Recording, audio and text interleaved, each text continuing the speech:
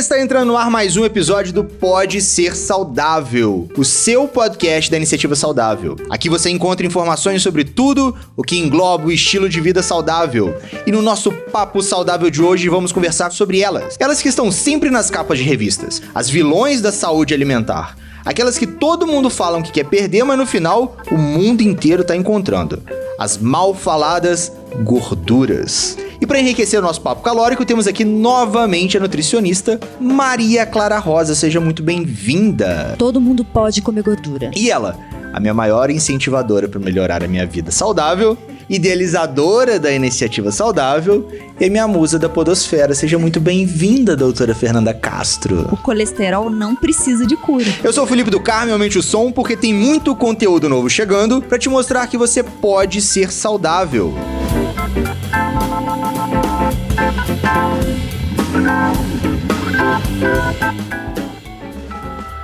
Então vamos lá. Atendendo a pedidos, bolamos um super papo calórico e saudável sobre gorduras e gordurinhas. Se formos pensar friamente, o nosso corpo é uma máquina quase perfeita, ou talvez até perfeita. Provavelmente, se temos gordura, existe um motivo muito sábio para isso. Não é mesmo, minhas convidadas? Antigamente a gente precisava ter essa gordura para poder manter o calor, como uma forma de defesa do frio, e tinha que ter uma reserva de energia para o dia que faltasse comida, né? Então, assim, pensando lá nas épocas pré-históricas, a gente tinha que ter uma reserva porque nem todos os dias iam ter comida. Só que hoje em dia, com essa oferta excessiva de alimentos, a gente não precisa mais ter essa reserva. Então, daí esse culto pelo magro, assim, de não ter gordura mais e tudo. Justamente pela falta de necessidade dessa gordura atualmente. Só que tem gente que acaba exagerando nos alimentos e acaba guardando essas gorduras do mesmo jeito. Você falou em relação... Hoje em dia a gente não precisa de ter essa reserva de gordura? Tanta reserva de gordura, Ah, sim. Não precisa ter essa reserva em excesso, como nos tempos de escassez de alimentar, alimentos, Pelo menos a maioria da população, Na verdade, é um grupo alimentar essencial, todo mundo tem que comer gordura. Gordura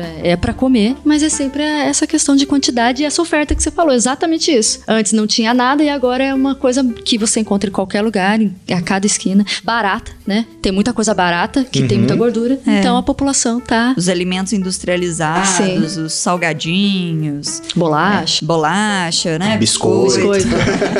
Os embutidos, tipo apresuntado, queijo, essas coisas assim que muita gente gosta e que exagera, muitas vezes, por ser de fácil, assim, de encontrar facilmente, Qualquer esquina aí, qualquer barzinho, qualquer boteco tem, porque são mais baratos. Altamente palatável. Palatável, Porque daí você come, é gostoso, aí você come mais porque é muito gostoso e toma água. Vira quase a teoria da comida infinita, Como é que é um negócio desse? Come um salgado, quer comer um doce, come um doce, quer comer um salgado. Exatamente. Ok, tá, a gente tá falando de gordura aqui, mas a gente sabe que na indústria existem vários tipos de gordura, E a gente lê nesses rótulos, 0 de gordura isso, 0 de gordura daquilo. Então, me explica, existem alguns tipos de gordura, Existem. São alguns grupos de gordura, a gente estava até conversando em off aqui, para poder ficar mais fácil pro ouvinte entender, A gente tem as gorduras saturadas, as gorduras insaturadas e as gorduras sintéticas, certo? Certo. Vamos começar pela gordura saturada. Bom, na gordura saturada tem 2 tipos. Para ficar fácil, a gente pensa uma que traz mais benefícios e a outra que não traz tantos benefícios. Certo. Não que ela seja ruim, mas que ela não é tão boa. Isso no excesso. Na boa, na gordura saturada boa, a gente vai pensar no óleo de coco. É uma fonte de gordura saturada, muito boa, recomendado para pacientes, de repente, que tem algum problema de digestão, porque ela cai direto na corrente sanguínea. Vamos falar... Ela é absorvida e não precisa de ser tão transformada para conseguir cair no sangue. Digamos que ela tem passe livre no pedágio. Ela entra no corpo de uma maneira mais fácil. Ela não precisa de tantas enzimas digestivas, para conseguir ser absorvida. Na outra gordura saturada, que não é tão boa, a gente pensa sempre naquela gordura que fica sólida em temperatura ambiente. Então é muito fácil a pessoa entender quando ela tem a manteiga lá na casa dela, que ela vai comer. Aquilo lá é a gordura saturada. certo? Que não é tão boa. É aquela em que vai formar aquela plaquinha, que vai entupir, em excesso, é claro. Mas é uma maneira mais fácil da pessoa entender da onde que vem essas gorduras, né? Isso. E assim, em geral, são as gorduras de origem animal, né? E aí a gente vai ter, Exato. tipo, a manteiga, o leite muito gordo, excesso Exatamente. de queijo, né? Gordura de porco. Exato. Essas vão ser as gorduras saturadas que, se passar aí de um certo percentual diário, vai acabar aumentando muito o colesterol do sangue. Exato. E gerando o acúmulo de gorduras nas artérias. Certo. Então agora vamos para gorduras sintéticas. As gorduras sintéticas, elas devem ser evitadas ao máximo. Primeiro, porque são gorduras que são muito próximas das gorduras cancerígenas, né? Que seriam as gorduras trans. Uhum. E as gorduras vegetais hidrogenadas também estão presentes em sorvetes, em recheio de biscoito recheado, né? De bolacha, como o pessoal chama aqui. Em salgadinhos. Biscoito. Então a gente tem que evitar ao máximo, né? Essas gorduras que tem nos industrializados em geral. Porque essas gorduras também vão acumular e vão prejudicar a saúde. É aquela gordura que deixa aquele biscoito mais gostoso. Com maior duração, né? A validade ali vai eternamente. Essa né? gordura que deixa aquele gostinho de quero mais? Depende do seu paladar, né? Não o meu. É possível que ela contribua, junto com o açúcar, junto com... Tem uma propaganda de um biscoito dos anos 90 que fala assim, gostinho de quero mais. Mas será que era por conta da gordura? Pode ser. Não vai botar Ajinomoto, né? É um tipo de gordura que vai ser mais saborosa na maioria dos paladares, né? Só que são os tipos de gordura, né? As gorduras sintéticas são tipos de gordura que vão, comprovadamente já por estudos, gerar malefícios à saúde. Sim. Além do ganho de peso, também geram o acúmulo de gordura nas artérias. Ai, meu coração. Eu tenho visto que já tá tendo uma boa conscientização das indústrias até. Tem muitos produtos agora que vem ali, né? Dizendo que não tem a gordura trans. Assim, é um... Eu acho que não é nem tanto conscientização da indústria, pra ser até bem sincero. Eu acho que é mais marketing, porque a própria saúde começou a bater tanto na indústria, de falar assim, olha, faz mal, que as pessoas começam a fazer assim, pô, se isso faz mal, eu não vou comer, então vamos melhorar esse rótulo, vamos escrever alguma coisa mais atrativa, tipo fit, 0% de gordura. Isso. Quantidade de rótulo que a gente vê, 0% de gordura, e escreve 0% de gordura saturada, né? Escreve em letras minúsculas lá. Ou trans, né? Geralmente eu vejo mais a trans, principalmente nesses pacotes que a gente tem falado, que a gente falou agora, das bolachas. Biscoito. E as gorduras insaturadas? Essas daí já é mais... Vamos pensar nelas, elas também são divididas aí em 3, mais ou menos, né? Então, todo mundo conhece, eu acredito que as pessoas conhecem, né? Ômega 3, ômega 6 e ômega 9. Eu só conheço o ômega 3. E olhe lá. E é esse que é o mais benéfico mesmo, né? O ômega 3. Mesmo. Exato. Aquela cápsula de gelatina que toda avó tem no armário. Exatamente. Que a minha mãe também tem no armário. Elas são mais assim, é mais fácil da pessoa entender, né? Gelatina de peixe, né? Tinha um negócio desse, não tem? O óleo de peixe. Óleo de peixe, de águas profundas, salmão. Não sei se era bem de salmão que tinha aquelas cápsulas não, mas... No caso do ômega 3. No caso, por exemplo, do azeite que a gente tinha falado, é o ômega 9. Ah, é? É. Ó. Então, assim, tá fácil de entender.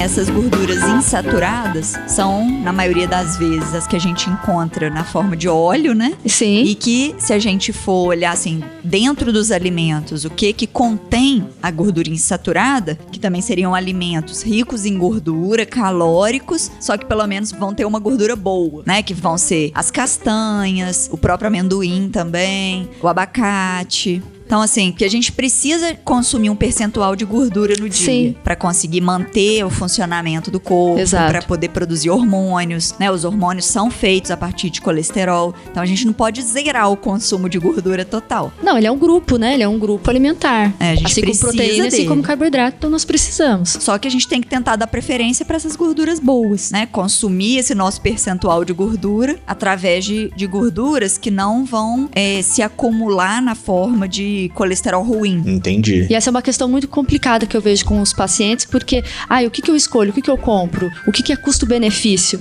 Eu parto do princípio que ela tem que diminuir já o que ela consome, porque às vezes cozinhar com azeite talvez seja caro pra ela, né? Então é mais fácil ela diminuir a coxinha que ela come à tarde. Que vai ser uma gordura hidrogenada. Você falou do azeite, me ocorreu aqui uma dúvida. Quando a gente esquenta a gordura, você falou do milho, você tem um ômega 6. A gente sabe que na prateleira do supermercado você tem óleo de soja, óleo de girassol, óleo de milho e etc. Se eu pegar aquele óleo de milho para poder fritar, para poder esquentar, ele perde a propriedade dele? Ou se eu pegar o azeite, que também tá no grupo ali dos insaturados, se eu esquentar ele, faz mal? Faz bem? Não faz diferença nenhuma? Porque tem alguns tipos de azeite também, né? Tem o extra virgem, tem o virgem. O último estudo que eu fiz assim sobre esse assunto, eu vi que o azeite a gente pode esquentar ele até uma certa temperatura. Então assim, pra gente usar o azeite ali só pra untar uma panela e grelhar alguma coisa, tudo bem. Pra jogar em cima de uma comida quente, né? Igual tem muita gente que gosta de jogar em cima do arroz e tal,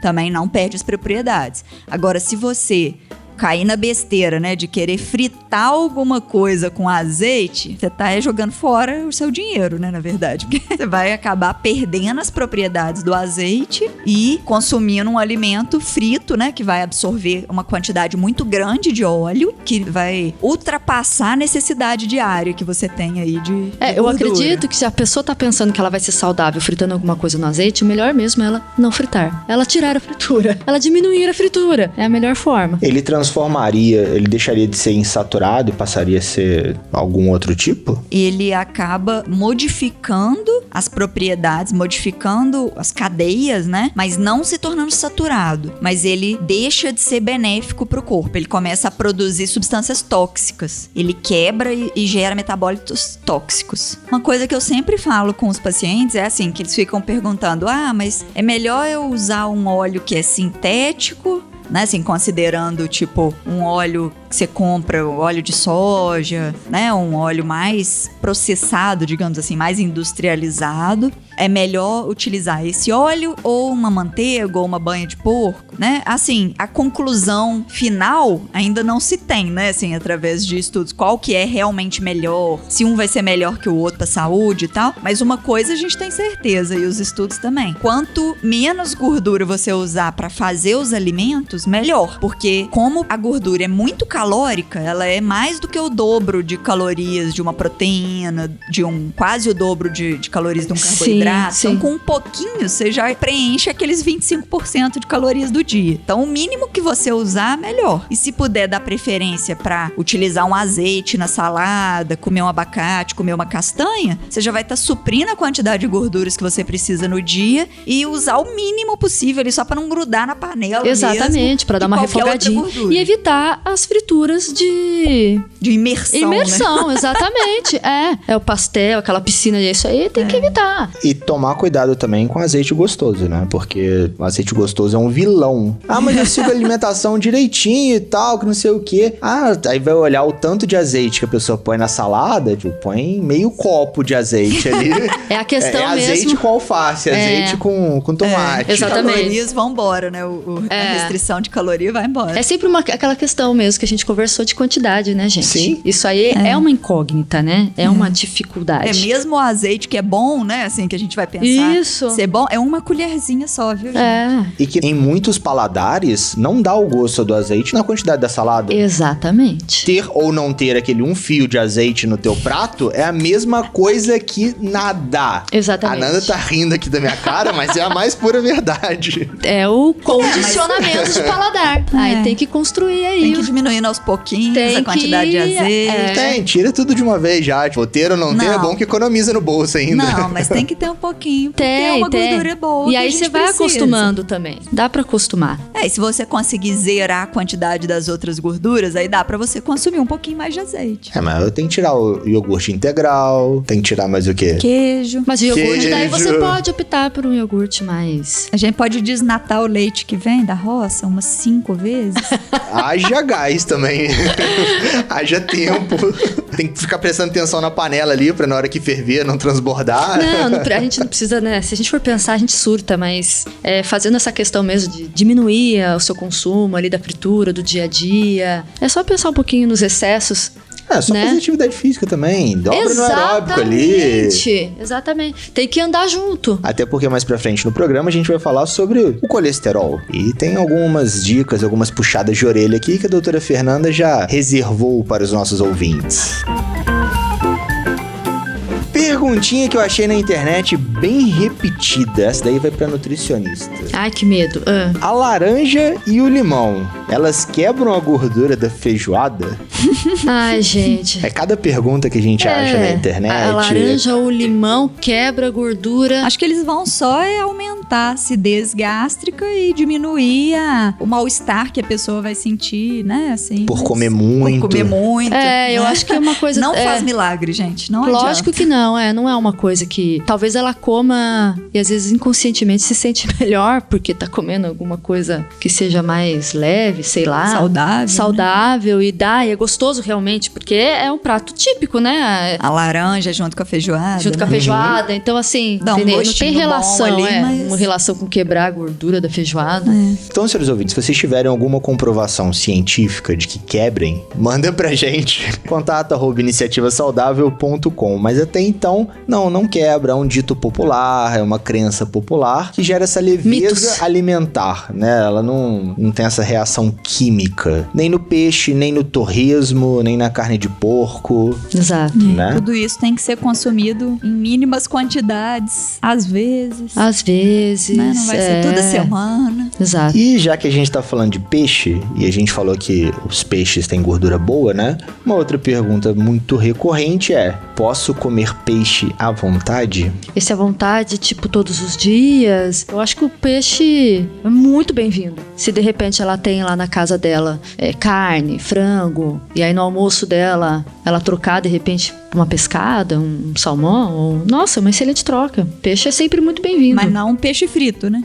Exatamente. Uma tilápia frita, cação frita. Não, vai ser um peixe assado, vai ser um peixe grelhado. Grelhadinho, né? Exato. O peixe, ele é melhor do que uma carne bovina ou uma carne suína? As carnes brancas, no geral, são mais saudáveis, né? A gordura ali da carne vermelha, ela é uma gordura em excesso, uma gordura que vai ser ruim, né? Pessoa que tá com colesterol alto e tal, é uma carne que tem que ser evitada. Pelo menos assim, os estudos que avaliaram comparações de dietas em si, né? Por exemplo, a dieta do Mediterrâneo, para quem já tem algum problema de saúde, ela é uma dieta melhor do que a alimentação com carne vermelha, com carne de porco, né? A dieta do Mediterrâneo, a base dela é o peixe, castanha, azeite. É super no ômega 3 mesmo, uva, vinho. Então, assim, é uma alimentação que tem se mostrado mais benéfica para a qualidade de vida e para longevidade também. Sim. Azeite,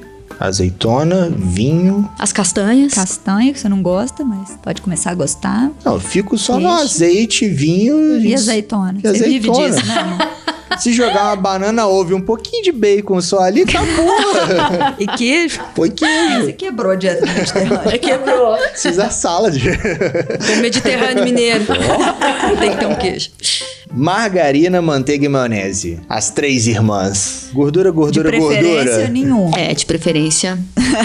Mas se for usar um pouquinho só, né, de qualquer uma das três. É lógico. Tudo é quantidade. Nessas três irmãs aqui não tem uma melhor ou uma pior. Se a gente for pensar em substâncias químicas, a manteiga vai ter menos substâncias químicas. Exato. Né? Ela vai ser mais natural. Vai ser mais natural. Mas em contrapartida, ela é mais calórica também, né? Ela é uma gordura saturada. Em excesso é aquilo que a gente sabe, né? Uhum. E as outras vão conter gordura hidrogenada. A maionese é muito óleo, né? Acho muito óleo com margarina. ovos. A margarina Vegetal. tem muita coisa química, né? Muitos nomes ali que... Mas o negócio é a quantidade mesmo. Que você conseguir usar menos, que é melhor. Sim. Eu volto na manteiga. Com pãozinho de sal. Um cafezinho.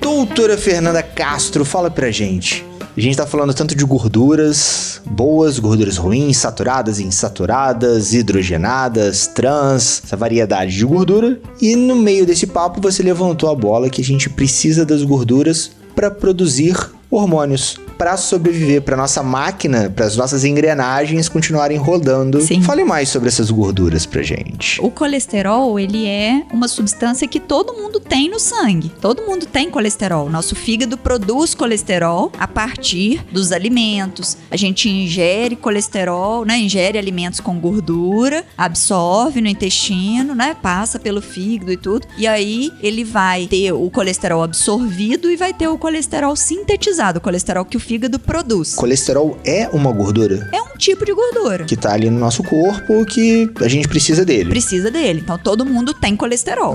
Agora, Boa. nem todo mundo vai ter o colesterol alto. Né? Então, assim, o colesterol no nível normal, ele é muito bem-vindo, é necessário para nossa vida, porque é a partir dele que são feitos a maioria dos hormônios.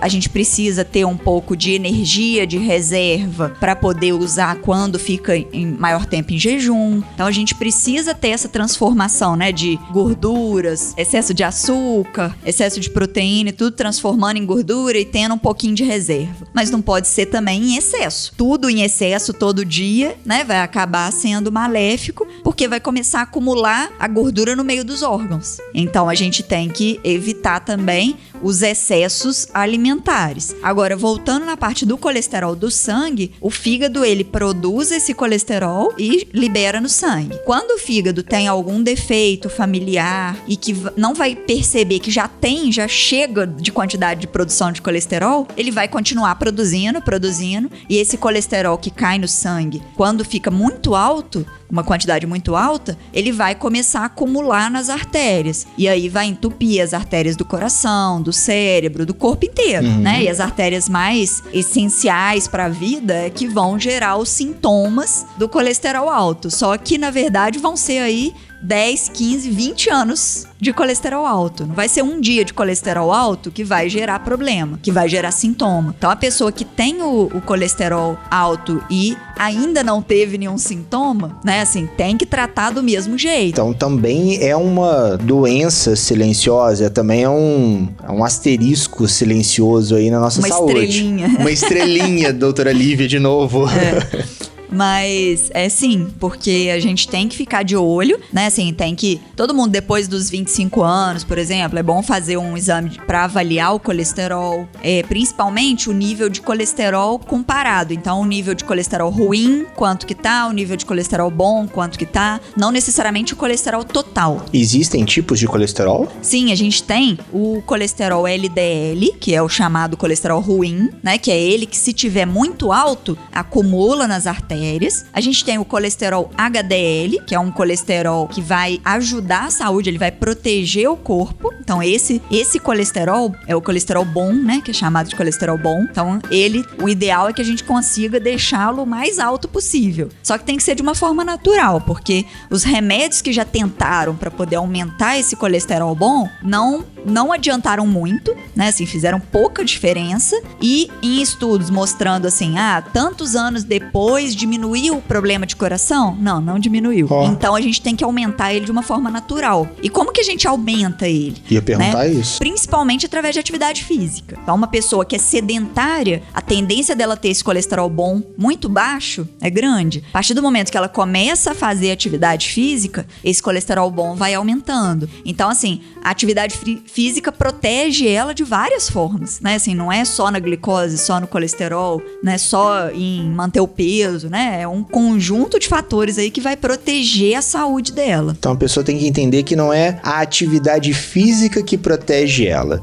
mas sim o que a atividade física proporciona ao corpo dela a longo prazo, regular, né? Não vai ser um dia de atividade física que vai baixar o colesterol. Nem, voltei a caber na minha calça que eu não cabia. Não é não isso. Não necessariamente o colesterol vai estar bom, né? Então, assim, as coisas são... É tudo junto, mas é separado, né? Assim, se a gente for pensar, tem que analisar tudo separadamente aí para poder manter a saúde boa. E a gente tem também o colesterol, que hoje em dia a gente chama mais de colesterol não HDL, que aí entra o LDL, o VLDL, e a gente tem o triglicérides. O triglicérides triglicérides ele é mais influenciado pela quantidade de carboidrato que a pessoa come, pelo tempo que ela fica sem comer, pela quantidade de atividade física que ela faz, pela quantidade de açúcar ou de carboidrato mesmo que ela come. Então o triglicérides ele não é tão influenciado pela ingesta de gorduras em si, né? O que é mais influenciado vai ser o LDL e o peso, né? E as consequências metabólicas em geral, assim, né? Mais complexas do que só um colesterol. E a gente tem uns alimentos, né, Maria Clara, que ajudam a aumentar o colesterol bom e diminuir o colesterol ruim. Temos vários. Eu dividi aqui em 4 tipos, assim, pra ficar fácil. Tem uns que a gente chama de cardioprotetores. São alimentos como aveia. Protege um coração. Aumenta o colesterol bom. Todos os alimentos que têm fibra, eles vão ajudar a jogar fora também o colesterol ruim. Porque entra no metabolismo lá que usa o colesterol para várias coisas, né? Uma delas é para produzir o detergente das gorduras, né? Que é a bile. Então usa esse colesterol ruim para produzir a bile. E aí se a gente consegue jogar fora essa bile, que é através das fibras, a gente consegue diminuir o colesterol ruim. E consequentemente vai ser sintetizado mais o colesterol bom, ou o percentual vai aumentar, né? Se a gente for olhar uma proporção, o percentual de colesterol bom vai aumentar em relação ao ruim, já que o ruim vai diminuir, né? E a gente tem também os óleos, as gorduras insaturadas, né? Que também vão ajudar a aumentar o HDL, diminuir o LDL. Na maioria das vezes, a gente consegue um controle muito bom através de uma melhora alimentar. Sim. Né? Assim, de mudança de hábitos mesmo e de atividade física. Só que a gente ainda tem um percentual das pessoas que têm colesterol alto, que é mais ou menos uma pessoa em cada 4 que tem colesterol alto, 25%, não vai conseguir esse controle. Pode comer só alface, fazer atividade física o dia inteiro, que o colesterol vai continuar alto. E esse percentual são os que a gente acaba caracterizando como dislipidemia familiar, né? Esse nome quer dizer que a pessoa tem um colesterol alto de causa genética, né? Então, assim, o fígado dela tem lá um defeitinho na célula que não percebe que já tem muito colesterol e continua produzindo. Mesmo sem ela estar ingerindo alimentos diretamente relacionados com colesterol, mas o fígado dá um jeito de produzir, né? Tira lá das reservas e produz. Então aí são pessoas que realmente têm que tomar medicação. Às vezes até desde novinho. Porque, por exemplo, tem gente que, não vou tomar medicação. A gente vai controlando, né? Chega num nível que normalmente é um LDL, que é o colesterol ruim, de 190, que se a pessoa não toma medicação para baixar o colesterol, que normalmente são as estatinas, essa pessoa em 10 anos, a chance dela ter um infarto, um AVC, uma trombose arterial, é assim, coisa de 20%, 30% de chance. Então, assim, é muito arriscado, né? Você colocar a sua vida aí com certeza em risco, tanto de vida em si, quanto de qualidade de vida, porque você pode não morrer, mas ficar com sequelas, né? Então, assim, a gente tem que ir avaliando nessas famílias que têm essa história de colesterol alto.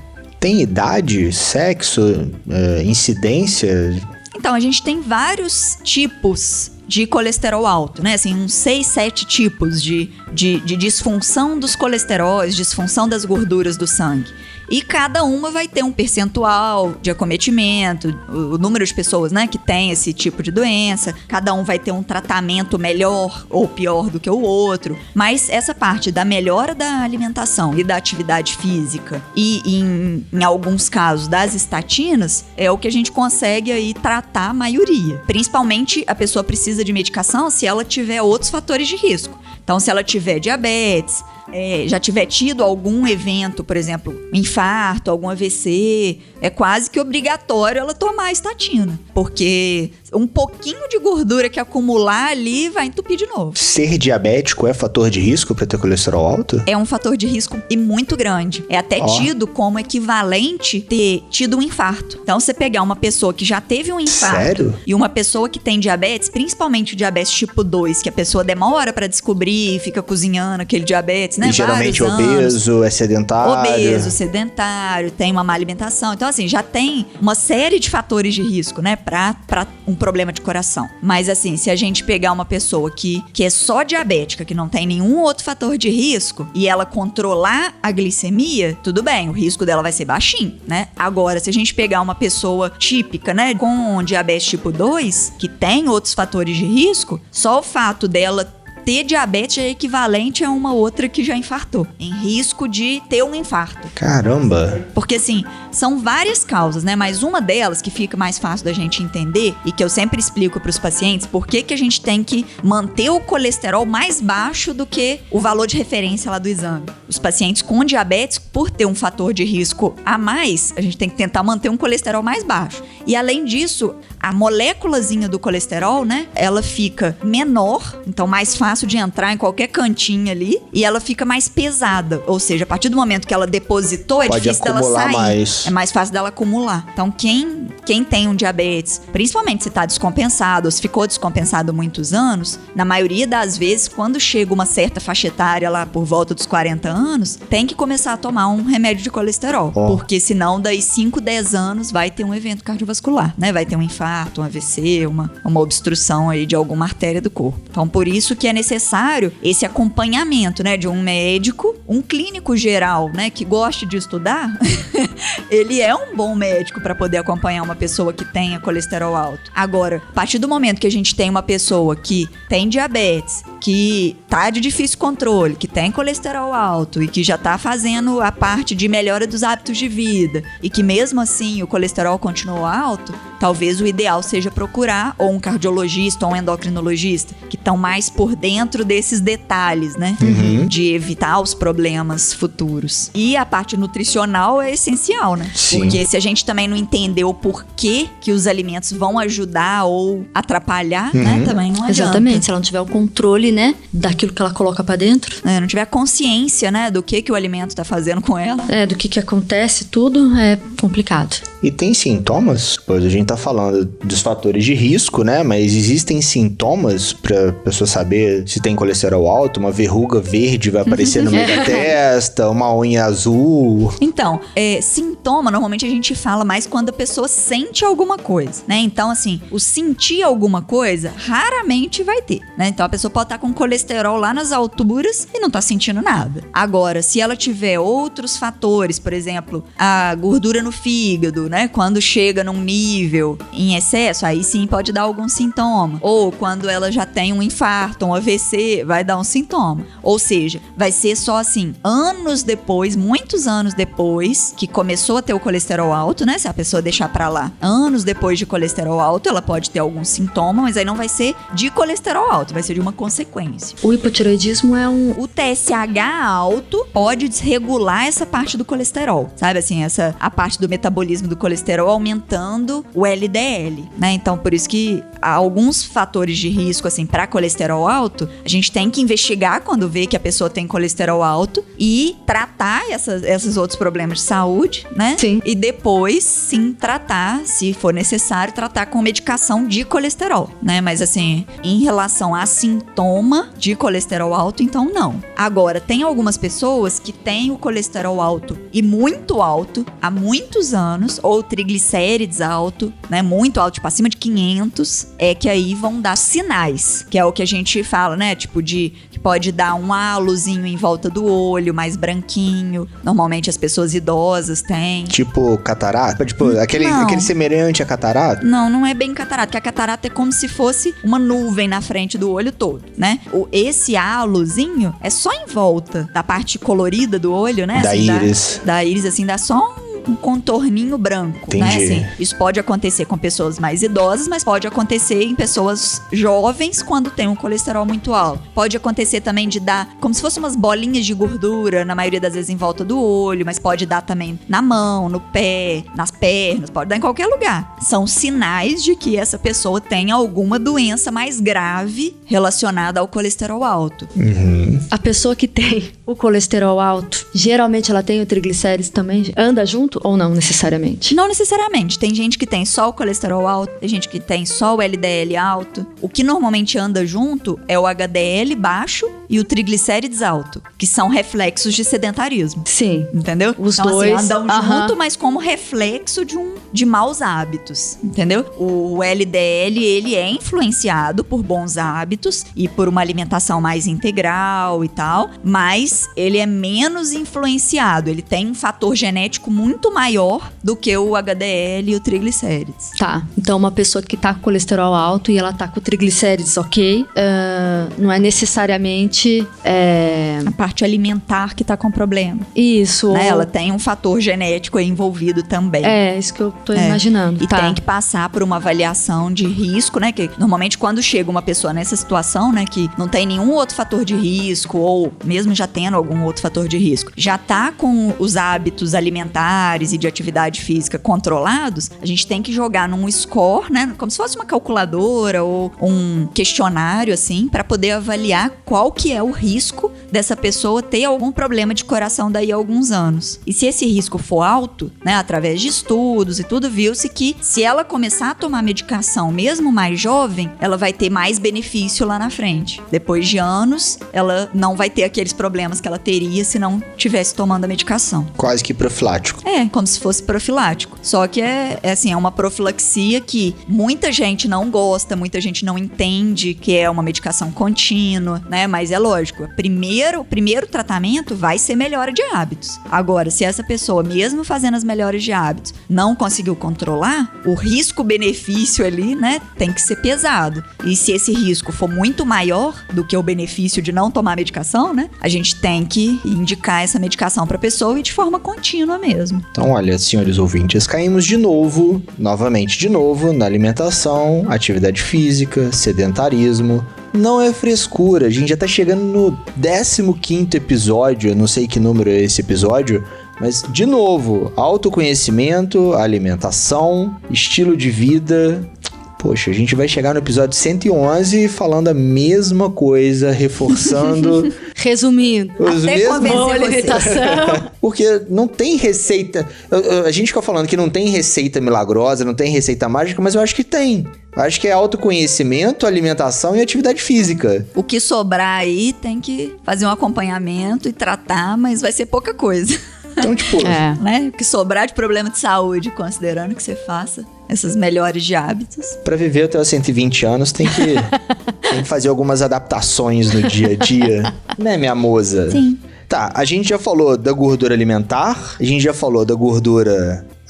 orgânica, sei lá, da gordura do organismo, do colesterol. Do sangue, né? De dentro do sangue. Endógeno. Mas a gente não falou da gordura que todo mundo quer saber, né? Aquele pneuzinho, aquela borracharia, aquela gordura estética que é tão recriminada, né? Que fez a nossa evolução humana chegar onde chegou. Então, como que funciona essa gordura estética, essa gordura visceral, essa gordura oriunda do sedentarismo? Pra que ela serve? De onde ela vem? O que ela come, né? Não, o que a gente come, né? Então, essa gordura que fica de fora, né? Assim, essa gordura que a gente pega, digamos assim, né? Do lado de fora do nosso corpo, não é uma gordura tão maléfica quanto a gordura daquela barriga dura, sabe? Que tem gente que tem uma barriga dura. Ah, é? Sim. A barriga dura é muito mais perigosa. Aquela gordura de Papai Noel? Aquela barriga de Papai Noel? Aquela Que o povo extensão, chama de gordura. Como é que é? Barriga de cerveja. Barriga de cerveja. Né? Barril de cerveja, né? Que muitas vezes é mesmo consequência de bebida alcoólica, né? De excesso de bebida alcoólica e dos tiragostos. Do tira-gosto. E da falta de atividade física, né? Volta aquela velha história, né? Mas essa gordura que fica no meio dos órgãos, ela chama gordura visceral. E é a gordura que mais inflama o organismo. Porque ela gera várias substâncias que vão intoxicando o organismo ali, vão inflamando os vasos, vão inflamando o cérebro, vão inflamando os órgãos, né, todos. E aí vão aumentando o risco da pessoa ter problemas de coração, hipertensão, até o próprio diabetes, né, considerando que ela vai inflamar também todos os órgãos, vai inflamar o pâncreas, vai inflamar o fígado. E é uma gordura que gera uma resistência à insulina muito maior. Então, assim, é muito mais perigoso para a saúde a gordura dura que tá no meio da barriga do que uma gordura mole que você pega, assim, que tá na coxa, que tá do ladinho da barriga, nas costas, no braço, né? Essa gordura, com atividade física frequente e com paciência também, né? Que não é de uma hora para outra que vai perder essas gorduras, conjuntamente com uma alimentação adequada, você vai conseguir perder ela fácil e ela não vai te causar mal, né? Você pode ficar aí com ela 2, 3 anos que ela não vai te fazer mal. Agora, o problema é que quando chega num nível que essa gordura tá em excesso, essa gordura de fora, né? Ela tá em excesso, começa a acumular também de dentro, né? E o tratamento é muito mais prolongado. Então, considerando que em 2 anos, com uma atividade física regular, uma alimentação regular, né? Equilibrada e tal, você consegue chegar num percentual de gordura normal, do lado de fora ali, né?